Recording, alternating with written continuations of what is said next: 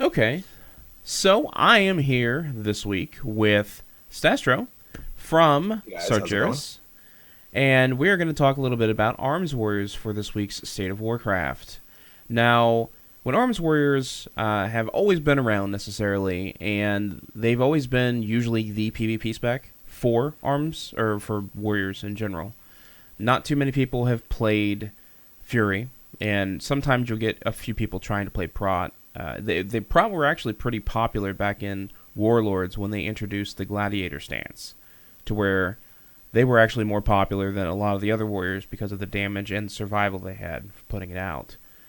But since beta of Legion, necessarily, they had redone all the classes, they've pruned a lot of the spells, they changed a lot of the things, and I myself have dabbled with, and I only play arms necessarily, unless I do PvE, then I do Fury, because it seems like it's better rage regeneration at least, or moderation.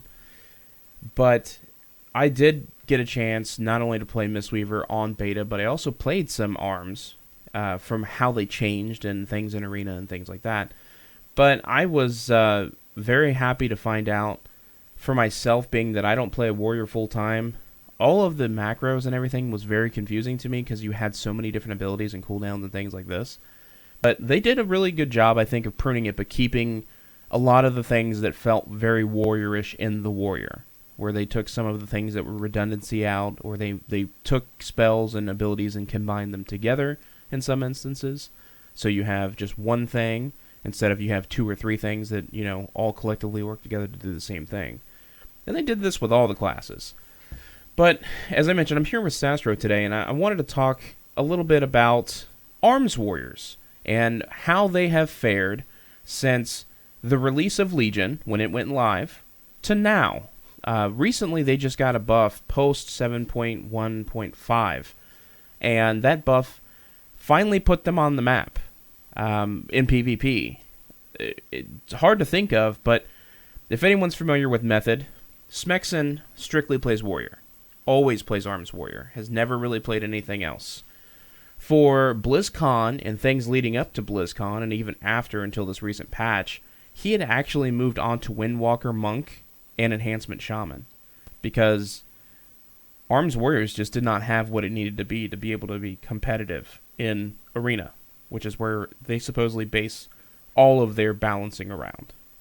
So, in your opinion, Stastro, from the release of Legion, how far have we come? Can you give our listeners a little bit of an explanation about exactly what we have found when it comes to Warriors upon release, and then kind of what they've done to change them now to make them relevant again in Arena? Sure, man. And what's up, listeners? Stastro here. So I started off Legion and just grinded my honor levels as fast as possible. And the moment the season started, I jumped in and, I was running the Echo Slam spec as arms. And I got to say, we started off feeling great. It felt pretty smooth. The damage felt solid. Our survivability was terrible. I felt like if I didn't play with a healer, in fact, I didn't just feel like it was the truth. If I didn't play with a healer in twos, I was getting squished pretty bad. So I would pretty much die within an opener, even if I played careful and popped my defensives well, and even playing with a Ret Paladin, with their off heals or any other, class that has off heals, I was still getting just destroyed. Starting the matches in defensive stance was not enough. Just nothing was good. So had to play twos with a healer. Season one, I felt okay. Threes were okay. Struggled a lot to find partners, but Arms Warrior just felt okay. We didn't feel great. Sharpened Blade was a very interesting honor talent, but we still most of us kept with Echo Slam because it pumped out a good amount of passive damage. You didn't have to activate it. It was just a passive spell that worked with your Colossus Smash. So season two comes around. We're still okay. They remove Echo Slam, so now we just have Sharpened Blade. Everyone's running the Sharpened Blade spec. Most people are running Mortal Combo, which is what I run almost all the time. There's a few cases where I'll switch to Focus Raged, but that Sharpened Blade spec with Mortal Combo is pretty powerful.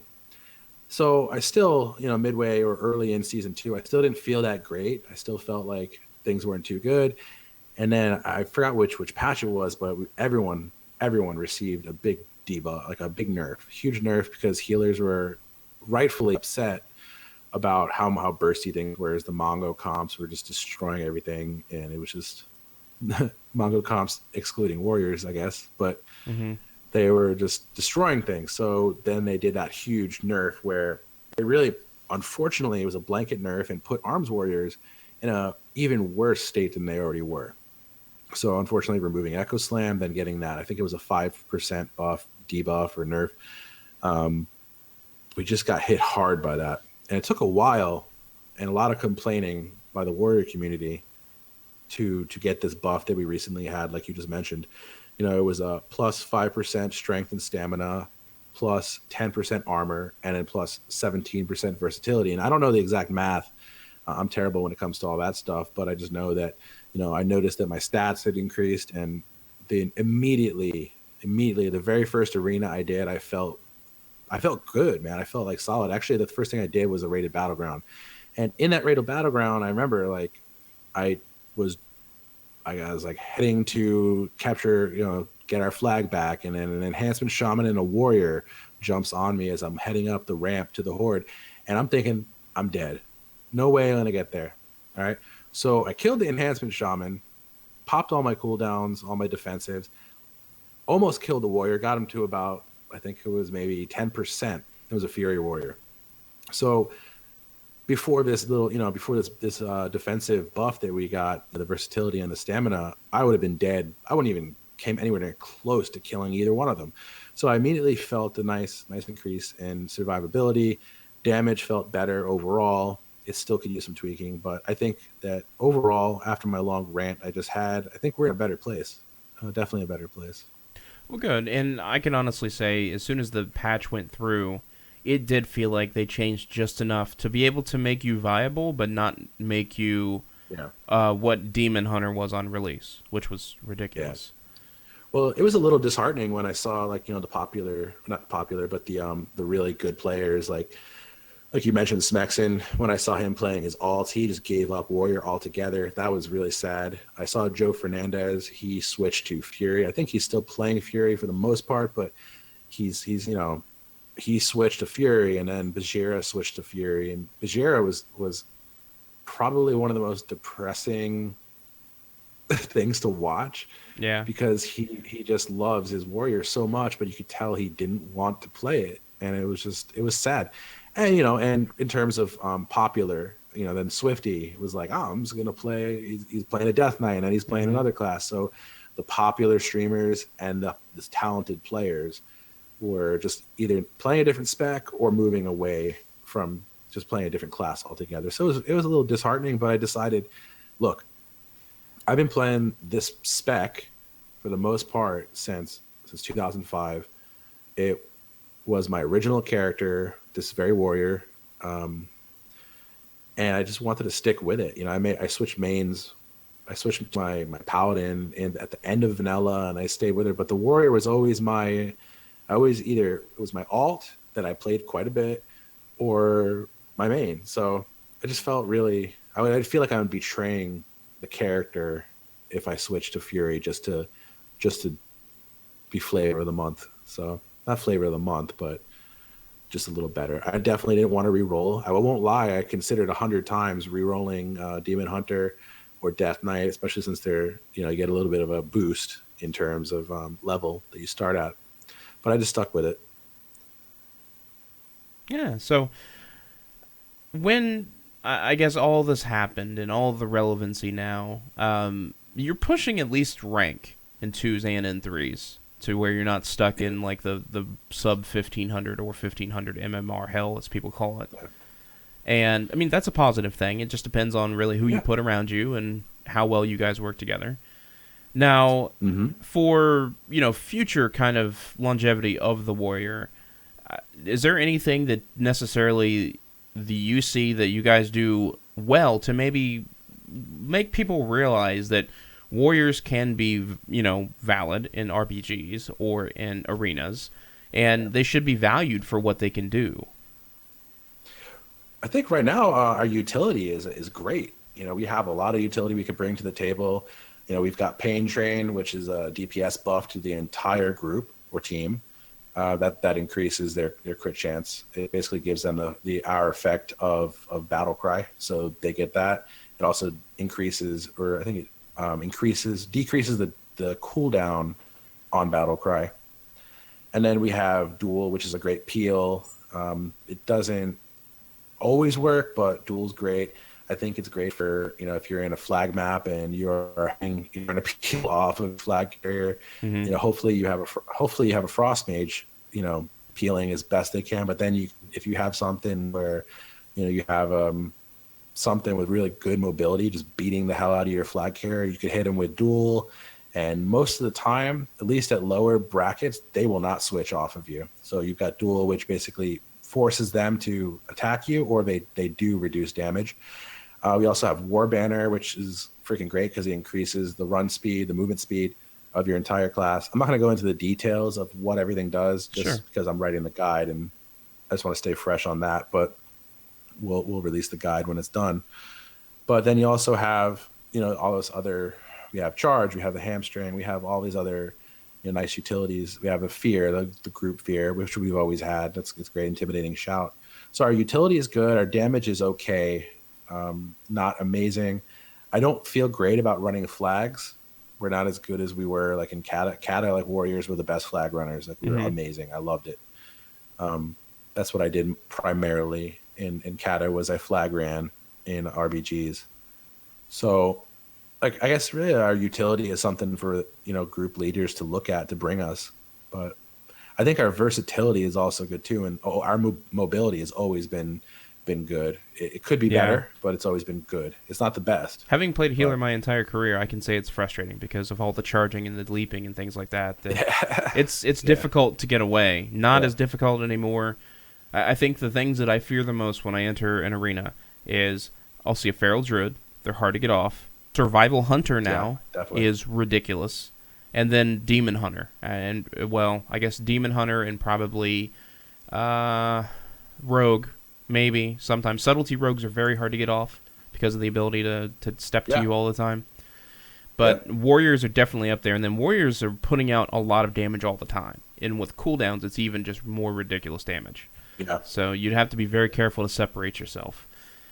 Now, is there yeah. anything that you would like to see maybe be implemented, maybe in the next couple patches, to where things are kind of lacking a little bit, or do you really feel like everything's kind of even kill right now? Well, I think there's something else we forgot to mention, or I forgot to mention earlier, was the nerf that we got to Hamstring. Mm-hmm. When Hamstring was put on the global cooldown, that hurt us. That definitely made it so that, you know, we have to spend a global cooldown on Hamstring, and unfortunately they kept it that way. But thankfully they did add a little bit of a buff to it. I think they increased the duration of Hamstring, so you don't always have to apply it. So like now, like if I charge someone, it's not the very first thing I do now. Like I'll get in a couple hits, like I'll do a colossal smash if needed, if the debuff's not already up, and then boom, I'll hit him with the mortal strike, and then I can get the hamstring in, because by then they're not in the root or stun or whatever I've done to them Yeah. to stop them. So especially with playing with a Death Knight, I play with this dude named McChilly in threes as of late, and you know he's really good with keeping the target I'm on or we are on slowed. So I don't really have to focus too much on hamstring, but that was a debuff or a nerf that we got. Now I'm hoping that is reverted back to how it used to be. I'm not going to hold my breath though. So, but one thing I do wish they would do is remove double time out of the same tier as Shockwave and Stormbolt. Us having to choose between a stun, one of our two stuns, which are awesome by the way. I love our stuns. Shockwave's freaking amazing in TSG. I love it. But having to choose between the mobility and the stuns kind of sucks, because like if you go against a mage, like anything with a mage or anything with a monk, it's like it's Mistweaver monk especially. It gets frustrating because we don't have that double charge anymore. So there's something, maybe they could bring back Warbringer, you know, or Yeah. something, anything that gives us a little bit of, I don't know. I just feel like we're getting shafted with double time being, With the choice. yeah. Yeah. It's forcing forcing us to choose. And I won't lie, like in the guide I'm writing it, actually I do mention that is the very first tier that I look at when I enter a battleground or an arena. That's the first tier I go to because I have to see. All right, I see. All right, well, we're facing double melee with a holy pally. So let's say we're facing TSG, a mirror comp. I run TSG mostly, but let's say we're facing traditional TSG with an unholy death knight, warrior, and pally. That's almost an instant shockwave. Anything like with a beastmaster hunter, Sure. definitely going, or demo lock, definitely going hunter. On shockwave, definitely going with that for the triple stuns. But then if it's double mage, God forbid, like we just faced a double mage. I was just doing twos with a buddy of mine named Feldegast. He's my Mistweaver healer in threes. Like we just faced this double mage comp, double frost mage. So you could tell it was kind of gonna get frustrating. Yeah. But going double time alleviated that, because then not only do you have War Banner, you've also got your charge, 2 charges, and then you have a heroic leap. So you've got some ways to get out of it. You could blade storm out of frost novas and stuff like that. And you could use blade storm as a mobility tool just to get to them, because blade storm doesn't really hit that hard at all. Hits harder than it did in the first season because that got buffed. Yeah. But so yeah, I mean, that's one thing I would change. And the only other thing maybe is a little tiny bit more damage. Like I'm not good with the numbers, because I don't want to say, hey, we need 5% more damage, because that may blow it out of make us freaking insane to where they're gonna cry for a nerf. But I would just like a little more damage, because I feel like either we'll say demon hunters. Like I feel like during meta, I can get like a demon hunter can take me from 100 to 30% without a problem, during their meta. But I feel like I cannot take anything from 100 to 30% during Avatar and Battlecry, and that's I understand, like totally different class, totally different play style. But I would like a little more burst at least during my Your cooldowns. during my cooldowns. Yeah. But everything's cool. I would like Prot to get some more love in PvP. I would love to see like Prot warriors be better flag carriers. Fury I haven't played much Fury. I think I played maybe like 5 arena matches as Fury and some battlegrounds. And from what I hear, Fury is great. Like Yeah, there's a lot of people who still run Fury, even after the changes to arms. So yeah. Actually, guy we know together, Garrison, still is running Fury as well. Yeah. Yep. And he enjoys it. He actually mentioned that he might try out arms now. So Well, it's because I rag on him all the time when he shows up as Fury. Aw. Yeah. Squishy Fury warrior. It's hard with the extra damage they take. It's hard to heal them sometimes, because if they get caught, something that may not kill an arms warrior is going to kill a Fury warrior. But I only tease them. I'm not sure. Yeah. What's funny is like when we're doing 2s or 3s and stuff, anytime I see a Fury warrior, it becomes a competition now. It's like, all right, can I do more damage than this Fury warrior? And I would say 9 times out of 10, I'm seeing, and like, keep in mind, this is in the 1800 to 1900 MMR, high 1900s. I'm out damaging the Fury warriors. So, and that's his arms. So this is now, not before. So it's that's a good comparison. I mean, speaking back of Fury warriors, it was a little disheartening early on, because not early on, but like early in season 2, where I think it was the couple days before we got the buff. So it wasn't early season 2. A couple days before we got our buff, I was playing with like a 2.2k experience. I forgot what class he was. He was a healer. I think he might have been a priest. I'm not sure. But anyway, he like links his gladiator achievement, and he's like, yeah. Or no, not gladiator. He linked his 2.2k achievement, and he's like, hey, let's play, right? So it's me, McChilly, and him. And after the match, he's like, dude, you should go Fury. I'm like, I'm not comfortable with Fury. I'd rather just play arms. Even if I switch to Fury, I'm not magically going to do more damage just because the spec is better right now. And he just he pretty much rage quit after 2 games. And it was like, and they were close wins too. So it's like, try to avoid toxic players like that. But yeah. Basically, like I don't like to go with what everyone's doing. I like to play what I enjoy. And I think that's one key thing that people forget about this game is you're not playing for other people. You're playing for yourself. And if someone's telling you what to play, you don't have to do it. Yeah. It's nice, It's nice to play with people who are cool with what you want to do. Like McChilly, he should probably go unholy, and like Jairusar, he should probably go arms. But But it doesn't matter. as long as you're enjoying what you're doing. Yeah. And that's one thing I want to actually take away from anything that I talk about when it comes to Legion related with WoW, is I really think that with them stepping away and looking at the giant picture of what WoW had become, and it was so cookie cutter up and down the ladder. If you had this, or you wanted to achieve this, you had to have this, and you had to be running these talents, and you had to be running this class with this spec. And I think that with Legion, the way that they reworked all the classes, and they took some things away and gave them to other classes, and they moved things around to help the quote-unquote fantasy of the class, it not only made it more enjoyable, at least for me, and I was really frustrated with monks because I really didn't know where they were going to go with them, but I think it's also making all these other classes and specs, they actually have viability. Now, that doesn't mean that when you go into an RBG group that they're not going to stack 2 to 3 boomkins, because right now that is the hot DPS. Yeah. But the other classes still have representation if you want to give them a chance and if they're good players. Exactly. It's like just even looking at the talent tree for Warrior right now, just the regular talent tree, not even including, I'm going through and I'm like, almost every single tree I can pick 2 or 3. I could pick 2 out of the 3 and be viable. Some of them I could pick 3. So like, the first tier, I can go Dauntless. If I go Focus Rage, I can go Overpower, Sweeping Strikes in a PvP situation. Second tier, I could do all 3, one of the 3. Third tier, I could do Render Avatar. So like almost everything's viable. Fourth tier, Second Wind is garbage right now, but I could do Bounding Stride or Defensive Stance. So almost every single one of them, there's no cookie cutter.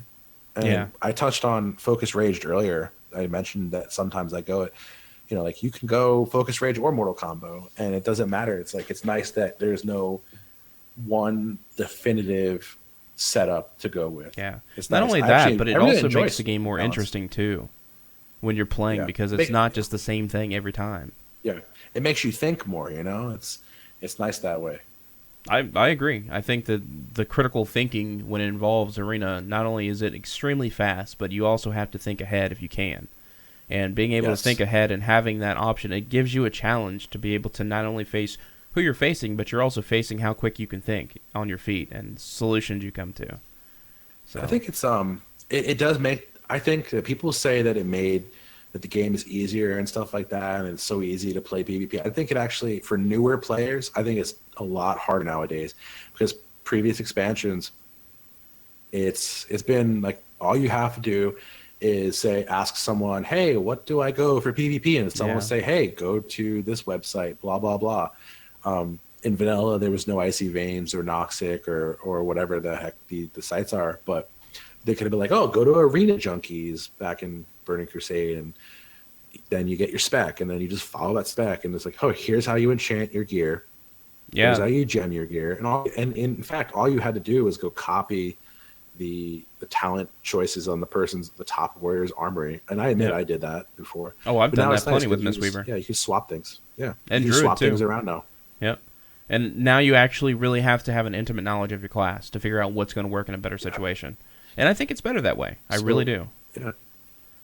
I think, it definitely is better, but I think it makes it harder for newer players. So Sure. you get a lot of people who can't get out of the 1500s, 1400s, who get very frustrated because they, like I said, they can't elevate their game, and it sucks, but it sucks for them, but the knowledge is out there. There's more people than ever doing guides.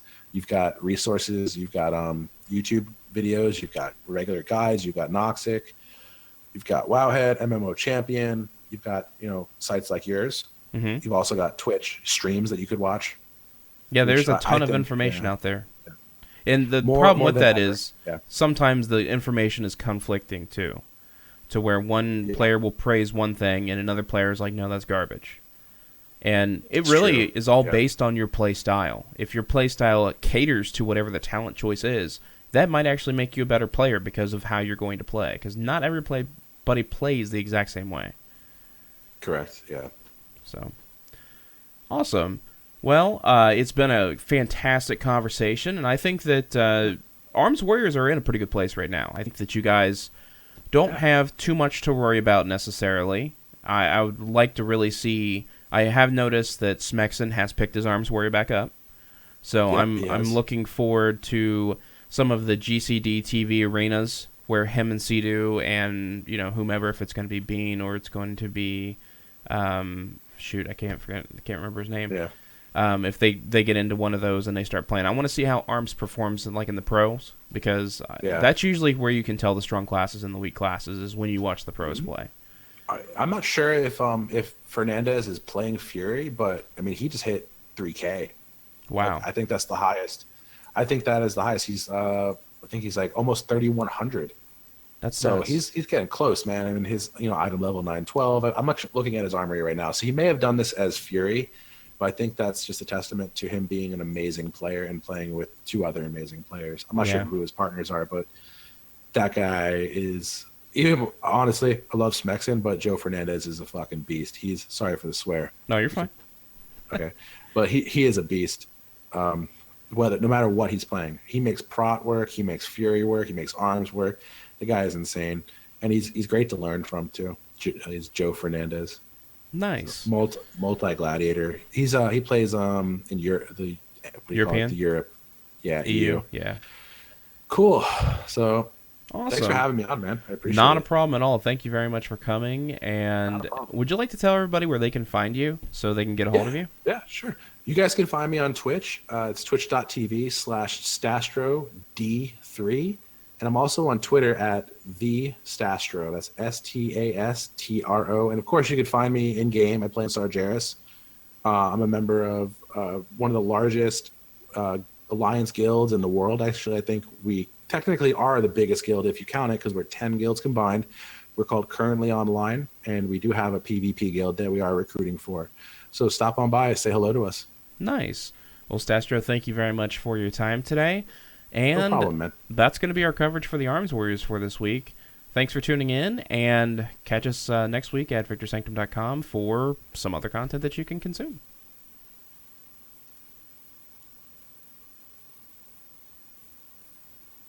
Cool.